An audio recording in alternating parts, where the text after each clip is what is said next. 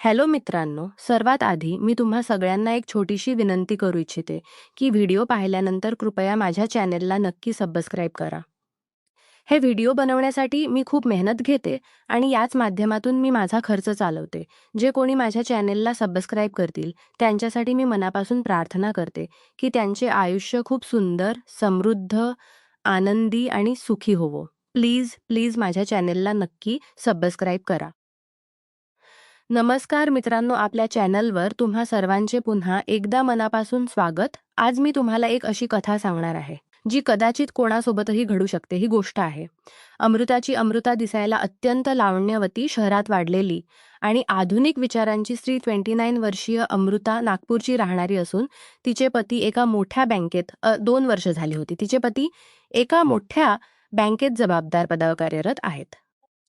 तर अमृता स्वतः एका नामांकित कंपनीत मॅनेजर म्हणून काम करत होती. सुखी आणि शिस्तबद्ध होते. पण कॉर्पोरेटर क्षेत्रातील कामाच्या व्यापामुळे तिला वारंवार दुसऱ्या शहरात मीटिंगसाठी जावं लागत असे. त्यामुळे पती-पत्नीला एकमेकांसाठी हवा तसा वेळ मिळत नसे. नुकतेच अमृताचे प्रमोशन झाले होते, त्यामुळे जबाबदाऱ्या वाढल्या होत्या आणि कंपनीकडून तिला एक नवीन कार देखील मिळाली होती. ही घटना साधारण 12 वर्षापूर्वीची आहे. अमृता एक अत्यंत महत्त्वाची मीटिंगसाठी परगावी गेली होती. काम संपवून ती आपल्या नवीन कारने नागपूरच्या दिशेने परतत होती. परतीचा प्रवास लांबत होता आणि निघायला थोडा उशीर झाला होता. शहराच्या सीमा ओलांडून ती हायवेला लागली होती की अचानक तिच्या कारच्या इंजिनमधून एक विचित्र धडधड आली होती आणि काही क्षणातच कार जागीच बंद पडली. रात्रीची वेळ होती. आजूबाजूला गंधाट झाडी, काळाकुट्ट अंधार आणि पूर्णपणे सांसून रस्ता. अमृताने पुन्हा पुन्हा इंजिन सुरू करण्याचा प्रयत्न केला, पण गाडी काही सुरू झाली नाही. तिने बोनेट उघडून पाहिले, पण तिला तांत्रिक गोष्टींची फारशी माहिती नव्हती. अचानक आभाळ भरून आले आणि सासोट्याचा वारा सुटला. बघता बघता पावसाला सुरुवात झाली. पाऊस इतका जोरात होत होता की बाहेर उभे राहणे कठीण झाले होते. घाबरलेल्या अमृताने कार रस्त्याच्या कडेला कशीबशी उभी केली आणि आत जाऊन बसली. तिने मदतीसाठी आजूबाजूला पाहिले, पण दूरपर्यंत कोणतेही अस्तित्व दिसत नव्हते. तिचे तात्काळ आपल्या पतीला फोन लावला आणि सर्व परिस्थिती सांगितली.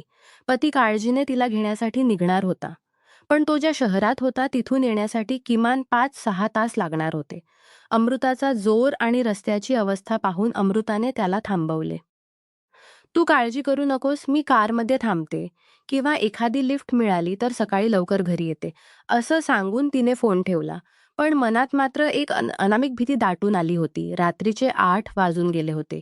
पावसाची रिपझिप सुरूच होती. त्या निर्जन जागी एक तरुण महिलेने रात्रभर थांबावी, अजिबात सुरक्षित नव्हती.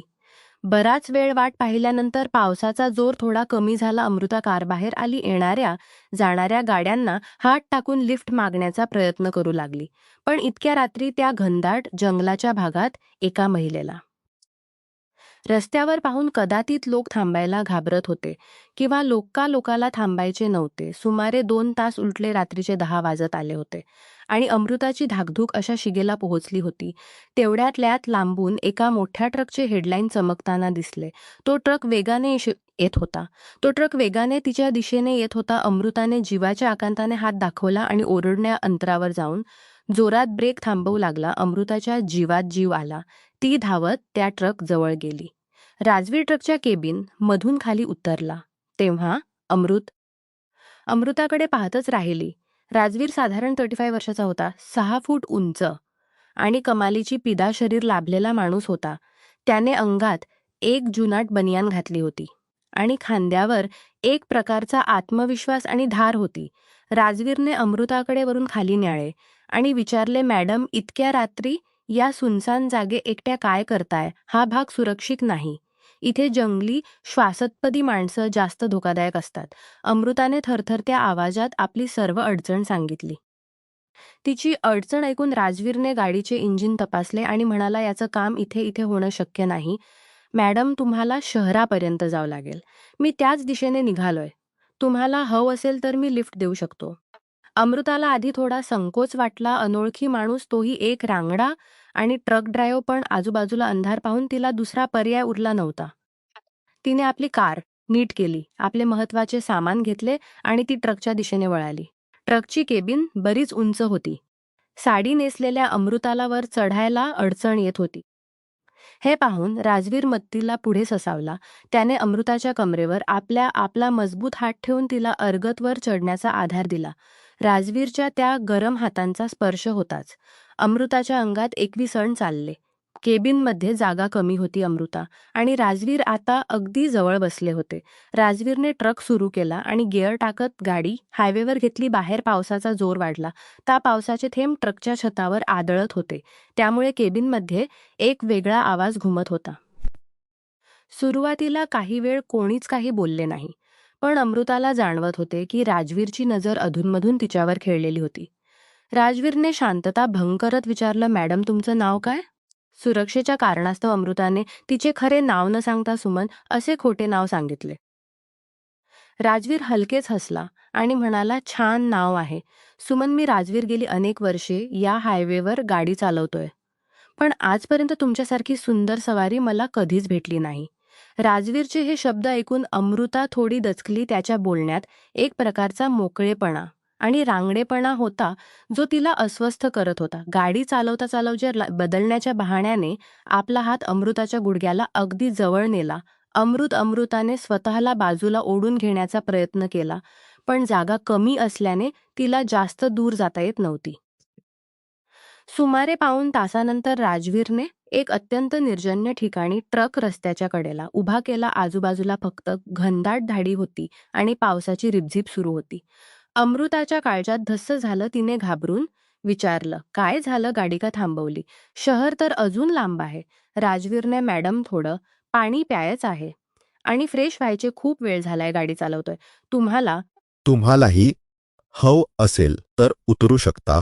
राजवी ट्रकच्या समोरच्या उजेडात जाऊन उभा राहिला. पावसाने तो आता पूर्णपणे ओला चालला होता. अमृता केबिनमधून त्याला पाहत राजवीरने जाणीवपूर्वक आपले बनियान काढून ट्रकच्या दरवाजाला लटकवली आणि त्याचे ते पिळदार खांदे, छातीवरचे पाणी आणि त्याचे रांगडे रूप पाहून अमृताच्या मनात एक विचित्र हूर दाटून आली. आजवर तिने आपल्या पतीचे नेहमीचे सुसंस्कृत आणि सभ्य रूप पाहिले होते, पण राजवीरच्या या बेफिकिरी मर्दानी रूपाकडे पाहून तिला एक अनामिक आकर्षण वाटू लागले होते.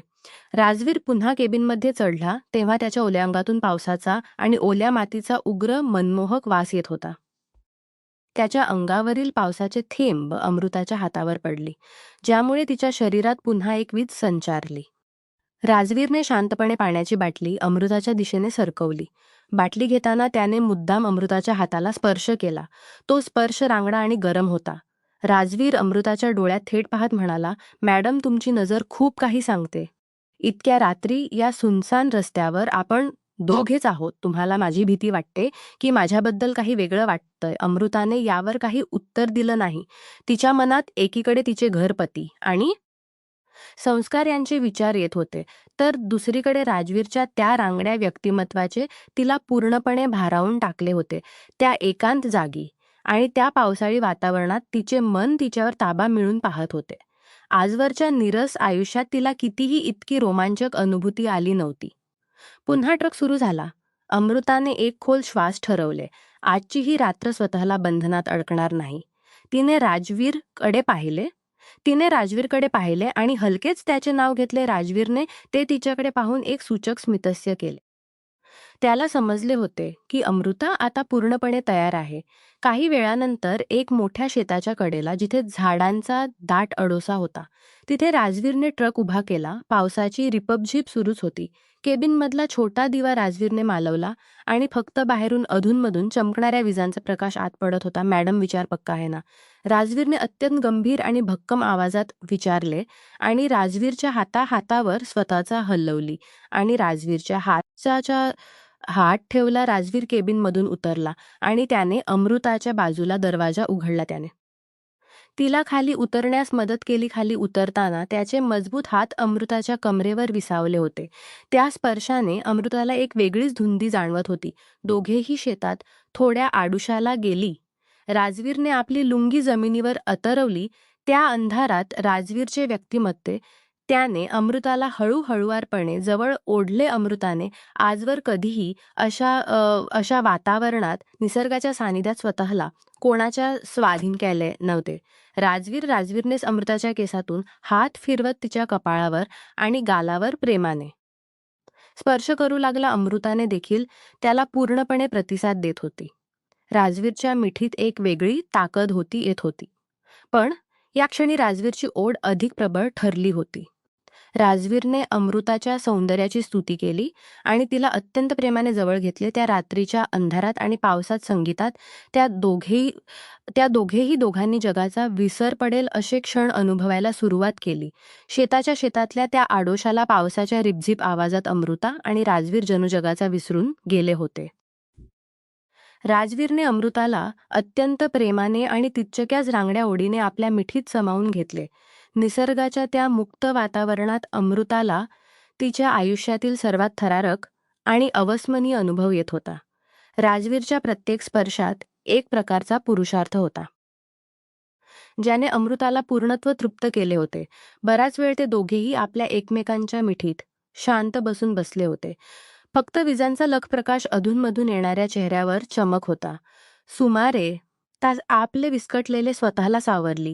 तिने आपले विस्कटलेले आणि तो उठून उभा राहिला आणि साडी सावरली. राजवीर वासना नव्हती, तर एक प्रकारचा आदर आणि माणुसकी. त्याने अमृताचा हात धरून तिला पुन्हा हळवारपणे ट्रककडे नेले. पुढचा प्रवास अगदी शांततेत पार पडला. केबिनमध्ये आता एक वेगळी शांतता होती, पण ही शांतता अस्वस्थ करणारी होती. पहाटेचे 4 वाजले होते. धुक्यांची चादर पसरली होती. राजवीरने नागपूरच्या एका मुख्य चौकात अमृताच्या घराच्या जवळ ट्रक थांबवला. ट्रकवरून उतरताना अमृताने मागे वळून राजवीरकडे पाहिले. राजवीर हसून म्हणाला, मॅडम, तुम्ही सांगितलेली ते नाव सुमन आणि ही रात्र मी माझ्या शेवटच्या श्वासापर्यंत विसरणार नाही. अमृताने एक तृप्त स्मित हास्य केले आणि ती आपल्या घराच्या दिशेने चालू लागली. घरी पोहोचल्यावर तिने आरशा स्वतःला न्या. तिच्या चेहऱ्यावर एक वेगळी चमक होती आणि डोळ्यात एक वेगळ्याच प्रकारचं समाधान होतं. तिला माहीत होतं की जे काही घडलं ते समाजाच्या नजरेत चुकीच असू शकतं, पण एका रात्रीने तिला स्वतःच्या अस्तित्वाची आणि स्वतःच्या भावनांची नवी ओळख करून दिली होती. तिने विचार केला की कधी कधी आयुष्यात आपल्याला अशा वळणावर आणून उभे करत होती. आपण सर्व बंधने, सर्व नियम विसरून काही क्षणांसाठी का होईना पण स्वतःसाठी जगतो. ती रात्र अमृताच्या आयुष्यातील सर्वात थरारक, अविस्मरणीय आणि गुपित पान बनून राहील.